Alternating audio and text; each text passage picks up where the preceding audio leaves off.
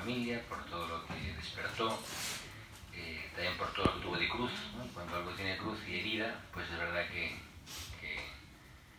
el momento también quedó muy herido, o sea, hay unas heridas profundas de entonces. Yo creo que es verdad que el padre Kentenich, ¿no? Dio un paso audaz, es cierto, ¿no? Y eso es lo que permitió que ocurriera algo que para la familia de Schoenstatt era bastante incomprensible entonces, y quizá todavía lo sigue siendo, ¿no? Porque actuó con imprudencia, o sea, fue imprudente para los que estaban más cerca y difícil de comprenderle en ese momento. Y de hecho, pienso que un poco lo que tiene este tercerito como incorporarnos a él tiene que ver con esa pregunta que le hizo a Alex Menninger, ¿no? ¿Vienes conmigo? ¿No? ¿Vienes conmigo? Porque a veces, ¿no? Yo creo que seguir a Jesús cuando todo va bien, ¿no? Pues es fácil, ¿no? Cuando nos va bien, cuando estamos contentos. Pero en la cruz decirle a Jesús, voy contigo, es más difícil. Y en el caso del padre Kentenich, pues tiene mucho también de seguir al padre Kentenich con Schoenstatt en el momento en que no todo era bonito, ¿no? Hay que pensar que desde el año 45 hasta el 49 todo era bonito. En el crecimiento de Schoenstatt, el padre empieza a tener un papel más protagonista en el centro de su paternidad, el movimiento crecía, había movimiento en muchas partes del mundo, el padre pasó muy pocos días en Alemania, desde el 45 al 49, y entonces fue un tiempo de mucha fecundidad, y de repente cuando ocurre todo esto, esa pregunta nos toca a todos, tiene que ver también con su propia experiencia de Schoenstatt. Cuando uno entra a Schoenstatt, entra muy maravillado, contento y dice como José María ayer, este es mi lugar, ¿no? Pues, todo es bonito. Te parecen bonitos todos, los mayores y los jóvenes. Te parecen bonitas todas las actividades de la liga que se hacen, todos los asesores, da igual quien sea, todo bonito. Hasta que hay un momento que deja de ser tan bonitos, ¿no? Es como el matrimonio, pues ya no es tan bonita, no son bonitas ciertas cosas que antes eran defectos graciosos, pues ya no son defectos graciosos, ni los asesores, ni en el instituto, la federación, los militantes, da igual, la juventud, pues, y uno empieza a experimentar la aridez también, ¿no? En Schoenstatt, ya me lo sé, otra vez la misma charla, otra vez el mismo hito, venga con los hitos, venga con los aniversarios, y ya me pongo un poco rabioso por dentro, ¿no? Entonces, eso tiene que ver con la vida habitual nuestra, que no significa el exilio, pero hay que pensar, claro, que para aquella familia de Schoenstatt, pensar, ¿no? en lo que significaba seguir al padre al exilio, no es tan fácil, porque era difícil entenderlo, ¿no? Y es cierto, cuando los padres mayores contaban de cómo ellos entraron a la comunidad, yo pienso, qué increíble, ¿no? Entrar a una comunidad cuyo fundador está en el exilio, habiendo comunidades con fundadores ya santos, dar el salto a Europa, venirse a Suiza, ¿no? Quizá los padres a Suiza, y pensaba, qué fe, ¿no? Y qué confianza en que Dios quería eso para mi vida, ¿no? Para su vida. Ese sí te sigo, pues no es tan evidente, ese sí voy contigo no es tan evidente y muchas veces nuestra vida nos va a tocar, ¿no? Es como cuando Jesús pregunta a los discípulos, también vosotros queréis iros, ¿no? Y ahí los más cercanos dicen, no, ¿dónde vamos a ir? ¿No? Tú tienes palabras de vida eterna. En el caso del padre Kentenich, que es, bueno, ¿dónde vamos a ir si Schoenstatt es nuestra casa, nuestro hogar, ¿no? Aunque es verdad que esos años que comienzan ahí van a ser años muy duros, los del exilio, ¿no? Que ahora es verdad, cuando uno ve hacia atrás, pues es más fácil contar las cosas porque ya han pasado, ¿no? Pero vivir en pleno de esos años, ¿no? Del exilio, pues es duro. Yo pienso que el padre Kentenich se fue al exilio por muchas circunstancias concretas, en aquella visitación a las hermanas, por un decreto. No vamos a entrar en ello, ¿no? Que el mismo padre le escribía, ¿no? Una carta a Turovsky desde Milwaukee, le decía, antiguo superior general, los motivos pueden haber determinado la actitud de la autoridad eclesiástica giran en torno a mi peligrosidad en la iglesia. Y entonces continúa, ¿no? O sea, explicando, dice, bueno, se creía tener la llave de mis pretendidos conflictos con la autoridad. Y entonces se concluye fuera. Cuanto antes y más en profundidad, mejor. todo se ve a la luz de esta confrontación eclesial y de una lucha continua contra esta, y el fantasma de un cisma latente y un movimiento subversivo. El miedo a que amplios círculos de movimiento fueran a seguirme a mí, en lugar de la autoridad eclesiástica, en caso de confrontación grave. Todo eso fue lo que determinó la decisión de que me fuera. En el fondo se confunde el intercambio de opiniones científicas con un conflicto de autoridad, ¿no? Que en el fondo el padre tenía un pensar, yo creo que muy de niño de Dios, de hijo de Dios, ¿no? Entonces a veces, pues confiaba en que iban a ocurrir cosas, pero bueno, ocurrieron. O sea, él pensaba que no iba a ir nunca a Dachau, por ejemplo, ¿no? Que en el último momento la Virgen iba a liberarlo, y fue, ¿no? O sea, él pensaba que el exilio iba a durar poco, unos 14 años. Él pensaba, cuando se fundó nuestra comunidad, que iban a pasarse muchísimos palotinos a la comunidad, y se pasaron solo 200 y pico. Él confiaba en muchos padres palotinos que después lo abandonaron, y creyó en ellos, dio su vida por ellos, invirtió todo su cariño, su tiempo, y gente que luego le dio la espalda o lo rechazó en momentos de cruz. Bueno, eso nos pasa a todos en la vida, ¿no? Con lo cual experimenta lo que experimentamos todos, y lo experimentó él muy en carne propia, pues lo que él soñaba y luego lo que anhelaba y después lo que ocurrió, ¿no? Y esa muchas veces la diferencia en la cruz que experimentamos nosotros cuando pedimos que alguien se cure y no se cura, o pedimos un trabajo estupendo y no llega, ¿no? Pues la diferencia, ¿no?, entre lo que es la realidad y lo que es mi anhelo, o lo que yo pienso que sería bueno para el movimiento. En el caso del padre Cantenis también, como todos, pensaría, bueno, lo ideal es que yo siga con el movimiento, lógicamente, que siga siendo la cabeza y que el movimiento crezca, eso es humano. Pero sin embargo Dios lo lleva por un camino que él no había pensado. Voy a tocar algo del exilio, me voy a meter en el exilio, porque pensaba, bueno, ayer sobre todo el 31 de mayo, que es bueno también tocar temas del exilio, que pues yo me tocó ir a Milwaukee este año, siempre había querido ir a Milwaukee, pero nunca había podido, y se dio la oportunidad. Y la verdad es que a mí me tocó mucho Milwaukee profundamente. O sea, yo creo que es un lugar que te conmueve, ¿no? Y no tanto porque el movimiento sea fantástico y grande, sino por los 14 años de exilio que están grabados a fuego, ¿no?, allí en esa tierra. Entonces, no lo digo para preparar el próximo viaje a Milwaukee, sino que quieren algunos, sí.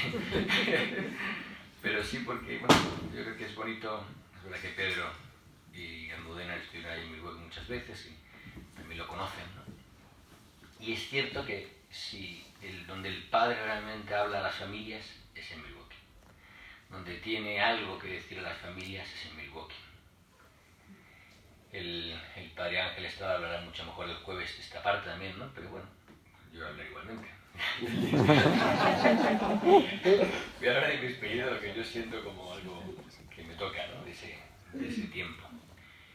Es verdad que el padre Cantenis, yo creo que él toma la decisión de escribir la carta y de hablarte científicamente de un tema, ¿no? Sobre todo en esa carta se mete mucho en la obediencia, en el tema de la obediencia. Es verdad, ¿no?, que el padre Cantenis se la juega por los vínculos humanos, por los lazos humanos, como camino a Dios. Ese es el gran tema delicado, o sea, lo que está en juego, ¿no? Y lo que sigue en juego hoy. O sea, el tema de los vínculos siempre va a ser un tema delicado, difícil. Primero porque estamos todos un poco rotos por dentro. El padre Cantenis es un sanador herido, él también estaba herido profundamente en sus vínculos, en su capacidad de vínculos desde la cuna. Es verdad que María le regaló una gracia grande, ¿no?, de sentirse cobijado en ella. Es impresionante, es verdad, el amor profundo que tenía el padre a María, y eso es algo que tenemos que pedir a Dios que nos regale en el santuario, un amor profundo y cálido como el que él tenía, es una gracia, ¿no?, que Dios le concedió a él, y que pues yo creo que Dios también nos la concede a nosotros, ¿no?, en el santuario. Y bueno, Dios utiliza un instrumento herido para sanar heridos, ¿no?, en su camino. Su gran experiencia vital es la paternidad, que sana y que conduce a Dios, ¿no? La hermana Emilie es un ejemplo, ¿no?, de esa filialidad, ¿no?, en el padre Cantenis, que le hace sanar y le hacen pues hundirse profundamente en los brazos de Dios, ¿no? Y experimentar su misericordia. Y si algo fue el padre Kentenich, si lo tuviera que definir como algo, lo definiría como padre. Padre para tantos en su vida. Y el tiempo del exilio también va a ser especialmente un tiempo de paternidad. Pero bueno, él se la juega en definitiva por algo que él sentía que en la misma iglesia alemana, en la sociedad alemana, estaba en crisis. Que es una ruptura entre ese Dios trascendente, ¿verdad?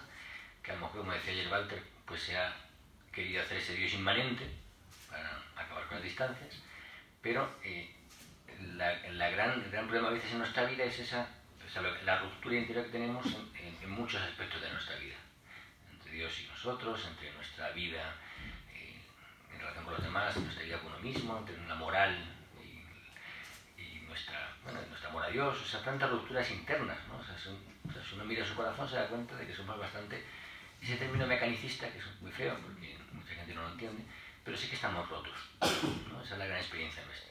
Y cuando hablamos de orgánico, en realidad hablamos de armonía, y esa armonía puede va a ser en el cielo, la plena, es verdad. Como tal que siempre decía, en la tierra no hay paraísos, no hay paraísos. O sea, el paraíso es la Virgen María, y es verdad que hay personas que son más paraíso que otras, ¿no? Pero porque Dios les ha concedido una gracia de poder ser hogar para otros. Por eso prácticamente cuando habla del exilio va a decir, bueno, es que es verdad que también el tiempo de exilio va a ser un tiempo de prueba para todos, en el cual el corazón se va a ir haciendo más de Dios. Es una época de desierto. Y él va a decir, ¿no? En el fondo, María necesita corazones donde otros puedan encontrar hogar. Y el exilio va a ser un tiempo para formar ese corazón. Bueno, contar algo del exilio, no se comprende muy bien por qué el padre va al exilio, el mismo padre no lo comprende muy bien. O sea, él, para contar brevemente el desarrollo. Bueno, cuando le toca, dice, Alex Menninger también le dice, si me voy a Estados Unidos es que tengo una misión con Estados Unidos y Estados Unidos para mí. También es verdad que cuando él estaba en Estados Unidos él soñaba con que el movimiento iba a crecer allí muchísimo y hoy por hoy, lamentablemente, no. Salvo que gracias a Pedro y Almudena ha crecido mucho más, pero en realidad no. O sea, y cuando uno piensa que la comunidad nuestra, que el padre soñaba con que íbamos a ser muchísimos padres en Estados Unidos porque la provincia allí era grande, pues sí, seguimos siendo 9. Pero tienen varios seminaristas, padre. 5. El seminarista está en proceso hasta que llegue a ser sacerdote. Ojalá haya 5 sacerdotes dentro de poco, pero es verdad que sigue siendo una tierra difícil, donde él también soñaba con mucho más de lo que todavía hay, ¿no? Y es una pena, es cierto que se podía hacer mucho, ¿no? Y hay mucho que hacer en Estados Unidos. El caso es que sucede poco a poco el exilio. Lo primero que hacen en Roma, después de todas estas cartas, es decirle que tiene que irse de la Bundesheim, de la casa donde él vivía, porque allí vivía el visitador, y se va a vivir a Marienau, la casa de los padres diocesanos. Después se va a Colenza, lo van a Colenza, y ya dejó Schoenstatt el 22 de octubre del 51. Ahí va a Suiza, un monasterio de monjes. El 13 de noviembre del 51 llega a Roma y él pensaba que era para hablar. Y en realidad lo que hace es escuchar, no hablar sino escuchar. Y el 28 de noviembre del 51 recibe el decreto de Roma de no entrar en Schoenstatt ni en Fallenda ni hablar con las hermanas bajo sanción de suspensión. El 1 de diciembre del 51 se le comunica en Roma el decreto de destierro de Europa, debido a alguna de casa de palotinos en América del Norte. Pero, en realidad, como la visa tardaba 3 meses, el Santo Oficio decidió que era mucho tiempo, entonces va a Nápoles, ahí hace la visa y para Argentina. Allí bendice el Santo de Argentina, para después cuando ahora lo vemos. Debió abandonar inmediatamente Europa y el 1 de diciembre del 51 se sale el decreto, oficialmente. El 17 de enero del 52 vuela a Argentina y ahí bendice el santuario el 20 de enero y en Argentina no podía tampoco hablar con las hermanas, ya estaba esa prohibición. Visita también Brasil, Chile y llega el 22 de junio, 21 de junio, salió en enero, llega en junio a Milwaukee. Y ahí comienza brevemente el exilio, llega en calidad de visita, de huésped, a la casa de los palotinos, que hay que pensar que la distancia entre Estados Unidos y Alemania era grande, a nivel de comunicación, a nivel de saber qué estaba pasando. Entonces, y es verdad, cuando uno está allí te cuentan estas cosas, cuando la hermana Petra, pues es verdad que te sorprende, ¿no? El desconocimiento también que existía, incluso entre los palotinos, de la situación del padre. Lo trata muy bien, hay una buena relación al principio, en realidad todo ese tiempo. Y es una casa que está enfrente de un cementerio, el famoso cementerio. O sea, yo creo que estos son conceptos, cuando uno vaya allí lo verá en carne propia. Cuando estaba en el noviciado teníamos una ermita del padre Kentenich, que para mí fue muy marcante, ¿no? Porque era la ermita en la que yo peregrinaba, que estaba en el campo de la casa nuestra. Allí en el noviciado, que no era en Tuparenda, en Paraguay, sino en Argentina, en Buenos Aires. Estaba en medio de un poblado de chabolas, de casas pobres, ¿no? Y el campo era grande, se metía, no había casi vallas, se metía mucha gente, pero no había santuario, ahora hay santuario. En mi época había una ermita del padre Kentenich, que a veces no la rompían, ¿no? Tiraban piedras y la rompían de cristal. Y esa foto que había ahí era la foto del exilio, una foto que aparece el padre Kentenich con una Inmaculada detrás. Y esa imagen me marcó mucho siempre, ¿no? Y pensé, bueno, algún día a lo mejor veré esta imagen de Inmaculada en vivo, y esta vez me hice la foto junto a que me hice un selfie junto con la Inmaculada, y dije, esta no me la pierdo. Y entonces, bueno, a mí me tocó mucho el cementerio, ¿no? Él va a decir que los dos grandes regalos de Milwaukee, bueno, tuvo muchos, ¿no? Pero los dos grandes regalos fueron el cementerio y el santuario. Él llega, y lo primero que hay cuando llega al 52 es la bendición del santuario de Madison, a la que él no puede ir realmente. Él tiene una limitación también geográfica de movimiento, de hecho prácticamente todo el tiempo va a pasar en Milwaukee, no puede viajar prácticamente. Y el cementerio está cruzando la calle de la casa donde él vivía, de estos palotinos. Los palotinos la provincia tiene un capítulo, y deciden en el capítulo, esto es lo curioso, que el apóstol, porque el seminario en Madison habían construido los seminaristas de los palotinos, el santuario, y una corriente de vida, y habían decidido entonces que el apostolado de los palotinos se iba a ser Schoenstatt. Ese es el primer regalo que recibió el padre, ¿no? Porque nada más llegar ocurre esto, entonces deciden hacer un santuario, que es el de Milwaukee. Y se construye en el año 54, o sea, 2 años después de su llegada, y lo van a construir enfrente de su ventana, los tres padres palotinos sobre todo. Y él va a decir, ¿no? María ha venido conmigo, o sea, no me ha dejado solo. Esa es la prueba más evidente también para él del amor de María, ¿no? O sea, que ella va a estar ahí. Él va a tener la prohibición previamente de hablar de Schoenstatt. Y de hecho, bueno, en una ocasión, cuando más adelante lleva un grupo de peregrinos de la parroquia donde trabajaba al santuario, le presenta como una capillita de la Virgen, y le presenta a un padre que sabe mucho, que es un experto en esta capillita. Entonces le presenta a un palotino, y el palotino le cuenta del santuario, ¿no? O sea, él no podía hablar de Schoenstatt. La hermana Petra llega en el año 58, ella estaba en la juventud y en las profesionales, y consigue ir gracias a que aquella que iba a ir no puede ir por enfermedad, y le pagan el viaje a ella, ¿no? Tiene la suerte de poder ir a ver al padre, porque era un anhelo que existía. Al principio en Alemania tampoco se sabía muy bien dónde estaba el padre, en los primeros años. Luego ya era como un poco secreto dónde estaba. Todo el tema del exilio era complicado, un tema que costaba hablar. Es un tiempo un poco de catacumbas, ¿no? De movimiento. Y el caso es que cuando llega, ella contaba después que en los primeros años, hasta el 60 prácticamente, el padre casi no recibía visitas.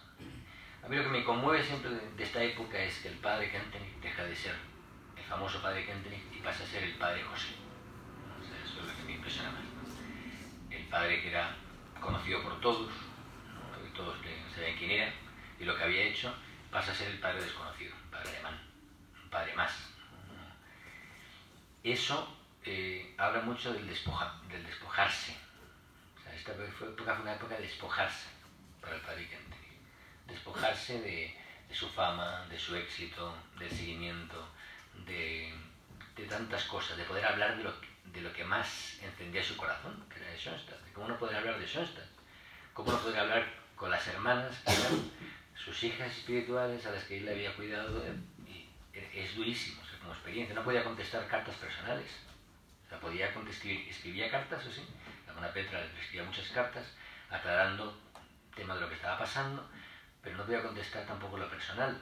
O sea, él experimenta mucho ese despojarse, como tiene mucho que ver con Cristo. Por otra parte, es cierto que es un tiempo de soledad, mucha soledad. Y él vivió ya la soledad antes, él sabía lo que era la soledad, había vivido profundamente en su infancia, en su juventud. La había vivido en Dachau, aunque también es verdad que era difícil estar solo, porque estaba muy acompañado, pero sí. Aquí vivió una soledad muy honda, ¿no? O sea, bueno, él con María volvió a revivir pues esa necesidad de cuidar ese desierto y esa hondura con ella.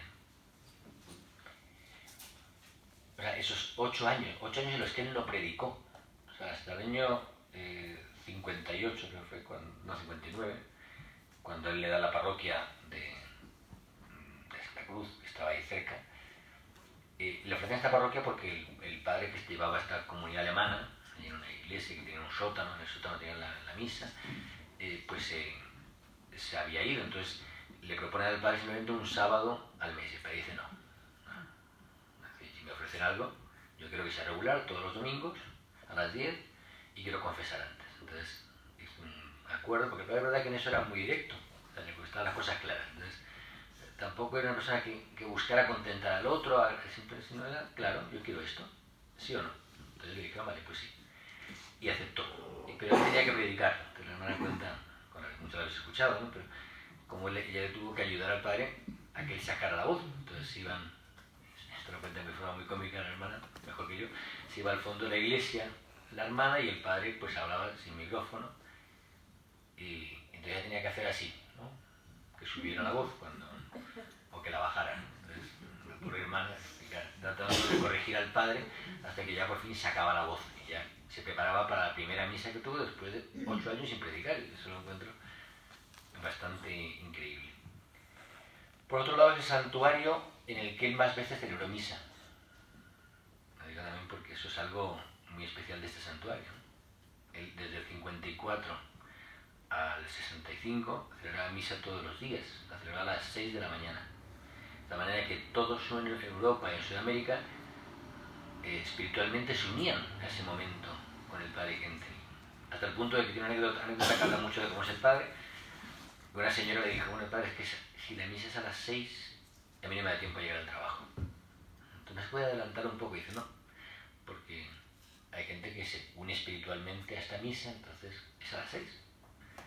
Entonces le propuso algo que a mí, yo pensé, yo jamás le hubiese propuesto a esta señora es eso, ¿no? Le dice, mira, pues vente a -5 y yo te doy la comunión antes y tú te quedas en misa. Y pensaba, esto es antes del concilio. Porque además que tenías que hacerla mucho más solemnemente, tenías que hacer varias partes de la misa antes de luego hacer la misa. Y me impresionó mucho, ¿no? Esa libertad del padre y esa flexibilidad. Y cómo cambiar sus planes por una persona que quería llegar al trabajo. Pues le hubiese dicho, vete por la tarde a cualquier misa, no sé, comulga espiritualmente, no sé, cosas así. Pero es verdad que la propuesta me impresionó por esa delicadeza del padre Kentenich y esa sensibilidad. Yo creo que es un tiempo, es verdad que el padre es más padre en lo humano, ¿no? Todo el tema de los vínculos. Y él va a vivir mucho a la familia, la primera vez que él trabaja con familias. Va a conocer a familias, va a entrar dentro de casas, de hogares, va a tener tiempo para la gente, ¿no? O sea, eso es algo que antes, bueno, el tiempo del padre, cuando uno escucha testimonios de los padres, ¿no? De hermanas que cuentan del padre Kentenich, pues es verdad que sobre todo cuando vuelve al exilio, el tiempo estaba cronometrado, o sea, media hora, 10 minutos, 15 minutos. En Milwaukee tiene todo el tiempo del mundo. La gente estaba con él, iba sin cita, sin previa, sin pedir, sin avisar, aparecía allí y el padre tenía tiempo. Impresiona también la alegría del padre en este tiempo, ¿no? Las fotos más bonitas del padre sonriendo son en Milwaukee. cuando fue el tiempo más duro también para él, ¿no? Porque era su iglesia a la que él amaba, ¿no? Es curioso que el epitafio sea amor a la iglesia. Yo no pensaría, bueno, pues hubiera puesto amo a María, no sé, amó al hombre, pero él puso amor a la iglesia con esa conciencia clara de lo que había significado el exilio. Yo creo que sin el exilio a lo mejor hubiera sido otro epitafio, no lo sé, pero es cierto es que digo que él le enseñó a amar a la iglesia. Y él amó profundamente a la iglesia, ¿no? En todo. La iglesia como seguimiento a Cristo. Y en ese tiempo tan difícil, incluso la hermana me regaló una foto del padre del año 62 y estaba sonriendo, ¿no? Y me decía la hermana, mira, esta foto está sonriendo y eso que en ese año parecía que Schoenstatt se iba a extinguir en el mundo, ¿no? Y él sonríe. Es como con esa confianza de decir, bueno, yo estoy en manos de María, en manos de Dios. Y en el año 56 él ya ve más o menos claro que los palotinos no pueden ser la parte central, o sea, esa comunidad sacerdotal que apoye y que asesore, que acompaña el movimiento, y entonces ya en su corazón pues se va formando esa idea, ¿no?, de una comunidad nueva. Y con ese sueño, por supuesto, de que muchos sean de los palotinos que pasen, ¿no?, a la nueva comunidad. Eso no ocurre hasta el 65, ¿no?, cuando él regresa y se funda la comunidad nuestra. El mismo padre pidió entrar a la comunidad, como era evidente, pero le pidieron que mejor se mantuviera diocesano, ¿no? Por eso muere como diocesano, no como palotino, o sea, de los palotinos.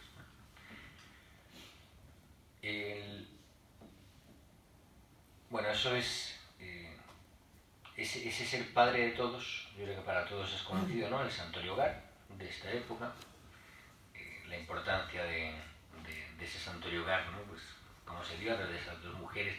Es curioso que las dos primeras familias, los Kubitschek y los Meilener, que son las dos familias primeras que dice Santuario Hogar, en el año 62, una en octubre, otra con la Inmaculada, la verdad es que ninguna de las dos va a querer pertenecer luego al movimiento. La verdad que, bueno, son peregrinas, pero no a la estructura, ¿no? Porque es verdad que cuando es un movimiento con más fuerza quieren que se integren, pero ellos, su vínculo era con el padre que entre, y es verdad que no entienden tanto toda la relación, todo el movimiento del cual el padre no hablaba tampoco. Aquí fue el 63, fue cuando dijo la famosa frase, ¿no?, lo que voy a decir importancia para el futuro: todo lo que es válido para el santuario original y los santuarios filiales es válido para el Santuario Hogar. Y la otra gran experiencia son los lunes por la tarde, esa reunión de matrimonio que empezó con él, ¿no? Y hay muchos libros, no se conoce solamente los que habla del matrimonio, pero hay muchos libros en los que él va hablando de su corazón. Es verdad que esto era una oportunidad que se le daba los lunes por la tarde, le iba hablando de preguntas y le iba sacando del pozo del alma, pues, Schoenstatt, pero sin poner Schoenstatt como nombre. Él hablaba de lo que vivía, su relación con María. Y le empieza a hacer preguntas y va sacando muchas cosas. Es interesante, ¿no?, porque muchos textos no están traducidos, muchos están en inglés, o en alemán, pero al español hay menos traducidos. Pero es interesante porque es una época, ¿no?, en que él va sacando, ¿no?, y va dejando, ¿no?, salir su corazón todo lo que lleva. En definitiva, es el tiempo del exilio, ¿no? Yo creo que es un tiempo luego que se ha probado profundamente, bueno, muy profundo, pero en el que uno conoce a un padre, pues, muy hombre y muy sacerdote, o sea, no el gran fundador, sino un padre. Y yo creo que toda esa época del exilio, porque es bonito conocerla, ¿no? Primero por adentrarnos, ¿no?, en ese misterio, o sea, cómo Dios permitió esto, para qué permitió esto. Y yo creo realmente que el exilio fue un tiempo de hondura del movimiento. De una hondura, por supuesto, también cuando uno dice me incorporo, ¿no?, al tercer hito, pues tiene que ver también con este exilio, ¿no? Tiene que ver también con jugármela por cosas importantes, por lo importante de la vida, o sea, por el tema por el que él se la jugó, ¿no?, por los vínculos, la importancia del humano. Por eso es para que él va a buscar aliados, porque él se da cuenta que en el corazón, ¿no?, latino hay mucha más, él sentía en ese momento, mucha más armonía que en el corazón alemán, ¿no?, que estaba más roto. Es como su experiencia, ¿no?, el corazón europeo.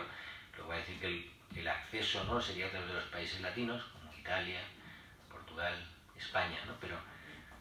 Pero su gran lucha es, bueno, necesito aliados, necesito personas que encarnen, ¿no?, ese espíritu, ese 71 de mayo, ¿no?, esa unidad entre Dios y la vida, que pueda ser testimonio para otros.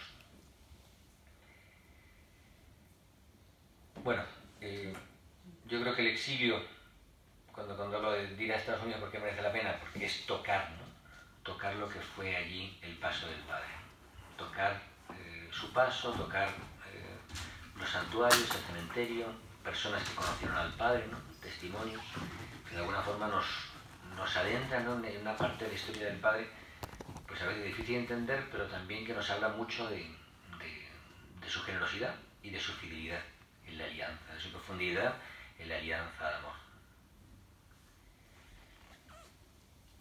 Sabe también, por supuesto, que fue un tiempo de mucho sufrimiento, ¿no? O sea, es cierto que el Padre sufrió, lógicamente, ¿no? O sea, hondamente, como pues unió a Jesucristo de la cruz en ese tiempo. Y sin embargo lo vivió con una paz y con una alegría que es una gracia de Dios, ¿no? O sea, cómo vivió ese tiempo el Padre, pues es un regalo de Dios, ¿no? Porque no era tan evidente vivir con esa paz, ¿no?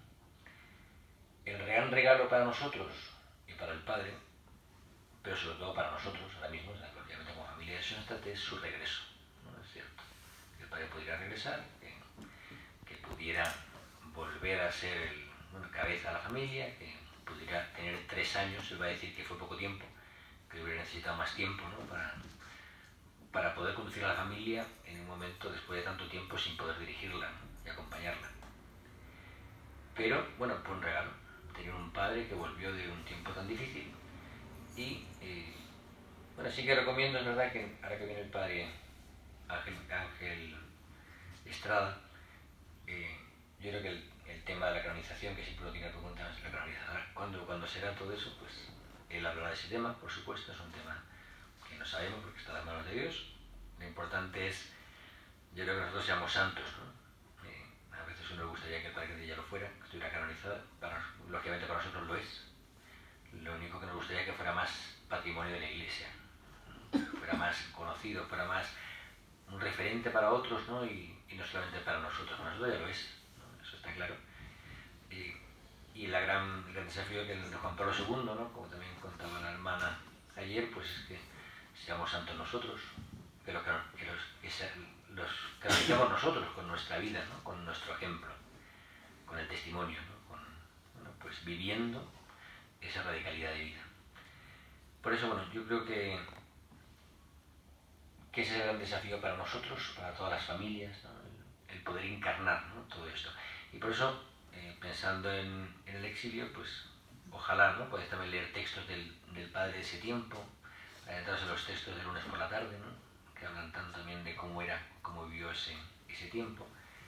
Y algún día, pues si Dios quiere, podemos ir a Milwaukee, ¿no?, porque en realidad cuando uno va a un sitio tiene una experiencia de vida que no se puede tampoco contar con palabras, ¿no?, hay que vivirlo, es como todo, ¿no? Cuando uno va al santuario original, en realidad hasta que uno va hasta la tumba del Padre no conoce al Padre de verdad y no se enamora de él, hasta que uno va al santuario original no entiende lo que es Schoenstatt de verdad, hasta que uno va a Milwaukee tampoco entiende lo que es el 31 de mayo, el exilio, por qué, ¿no?, el sentido de ese tiempo y la hondura de ese tiempo, ¿no? Por eso, ojalá podamos ir algún día, yo sé que es difícil, pero sí que es un desafío, y más teniendo aquí a Pedro y Almudena, que son los pilares de Washington. Los fundadores de Washington tienen también mucho que transmitir. Y bueno, ya para acabar, simplemente pues hoy que podemos también este día, y ayer ya lo hicimos, ¿no?, pero nuestro acto de seguimiento al Padre, ¿no?, ayer lo hicimos en Alemania. Ojalá mejor podamos también en la misa después volver a colocar la mano en la mano del Padre, como símbolo de, bueno, ¿vienes conmigo? Sí, voy contigo, ¿no?, y vamos con Él, aunque nos notamos que en nuestra vida no todo está en orden, muchas cosas están rotas, muchas cosas nos sentimos muy, como dirían, mecanicistas, ¿no? Siempre me acuerdo de una anécdota como en Chile se hablaba tanto del mecanicismo, del orgánico, hubo un joven chileno que siempre se cuenta como anécdota que fue a Alemania a estudiar o a seminarista. El caso es que contaba después a su grupo de vida. Es increíble, esto está lleno de mecanicistas. A veces uno puede tener esa impresión, ¿no? Pero en realidad el mecanicismo, como ellos comentaban también, está en nosotros, ¿no? Estamos rotos, ¿no? Somos a veces poco armónicos, dividimos tanto las cosas, ¿no? Y también en el trabajo, en nuestra forma de pensar, ¿no? Y eso pues nos falta ese pensamiento integrador. En ese sentido miramos a María. Yo creo que la mujer también lo tiene más fácil en muchas cosas, ¿no? Todo lo que es esa alma orgánica, una alma más armónica, y nos ayuda, le ayuda al hombre también a vivirlo, ¿no? De esa forma. Pero miramos a María, ¿no? Porque María es, como siempre decía, ¿no? Esa balanza, y él experimentó en su vida en la época de crisis profunda, ¿no? Como María fue la que lo salvó de volverse loco, ¿no? Pues yo creo que nuestro gran desafío es que nuestra alianza amor sea honda, sea profunda, para poder entregar eso. Lo que va produciendo en nosotros María, los cambios que va produciendo. Y por eso todo lo que vimos ayer de los medios ascéticos, en realidad los medios ascéticos son medios, no son fines. El fin es dejarme educar por María para ser totalmente de Dios y de los hombres, ¿no? O sea, no vivimos en el mundo, llamamos el mundo, y en el mundo queremos ser instrumentos de María. Y ese es el gran fin de la educación, ¿no? De la autoeducación, bajo la protección de María. Los medios, algunos nos resultarán más, otros menos, ¿no? A mí hay algunos que me resultan más, otros menos también. Pero el espiritual me resulta más o menos. Pero bueno, porque soy un poco alemán, soy disciplinado, pero también soy poco escrupuloso, es verdad. Entonces eso me da paz, ¿no? Como soy poco escrupuloso, no me importa que haya cruces o no haya cruces, me da más igual. Y en eso, el espiritual para mí es como entregárselo al final de mes a María y decirle, mira, esto es simplemente algo de mi anhelo de crecer, ¿no? Lo que me da vida a mí es mi vida personal, es los anhelos o sea, el tocar a Dios en mi vida, ¿no? Y el que eso me dé vida interior, y poner nombre a mis corrientes de vida, y decir, bueno, esto es lo que me está moviendo interiormente, y profundizar en ello, y cuidarlo, eso es lo que me ayuda a mí a crecer en mi educación. Y me doy cuenta muchas veces de que me va fatal, ¿no? De que no he cambiado tanto respecto a cuando era más joven. Me sigue gustando demasiado el atleti, esas cosas que me hacen sufrir. Me gustaría ser más espiritual, más de Dios, y a veces soy muy humano, ¿no? Entonces son cosas que noto ahí que María tiene mucho trabajo por hacer en mí, y que gracias a Dios solo tengo 51 años, con lo cual me quedan otros 40 para profundizar, ¿no? Pero sí pienso, ¿no? que es verdad que el Padre Kentenich, bueno, pues a mí me ha dado un camino de santidad que es el que se adapta como soy yo. En otro movimiento me hubiera costado mucho vivir la fe, ¿no? Eso lo tengo clarísimo. No porque sea mejor que otro, sino porque a mí se me adapta, ¿sabes? Porque yo creo que estar en un movimiento tiene que ver con una imagen de Dios y una imagen del hombre. Y como en eso no hay pensamiento único, sino que hay distintas posibilidades, ¿verdad? Carismas, a mí la forma de ver a Dios y al hombre que tiene el Padre Kentenich es la que más me toca el corazón. Entonces, yo creo que uno tiene que ver si este es su lugar o no, siempre en la vida, ¿no? O sea, y ver si esa imagen de Dios y el hombre es la que tiene que ver conmigo, o estoy haciendo de tripas corazón para estar aquí, ¿no? O sea, yo creo que eso tiene que ser siempre algo, ser honesto con nosotros mismos, ¿no? Y también con la gente que llega al movimiento. O sea, eso no es para todo el mundo, igual que lo puse y no es para todo el mundo, ni los legionarios, ni los carismáticos. Cada uno tiene que encontrar su lugar donde se adapta mi forma de ver al hombre y a Dios con lo que me ofrecen como camino de espiritualidad y santidad. Y si no, voy a estar siempre rompiéndome por dentro, y a la fuerza, y protestando contra todo el mundo, ¿no? Y yo creo que viene en su carisma con alegría, y lo que hizo el Padre, ¿no? Entró un carisma con alegría, no con los dientes apretados, sino con alegría. Y eso sanó a tanta gente, ¿no? Entonces, bueno, yo creo que ese es nuestro gran desafío.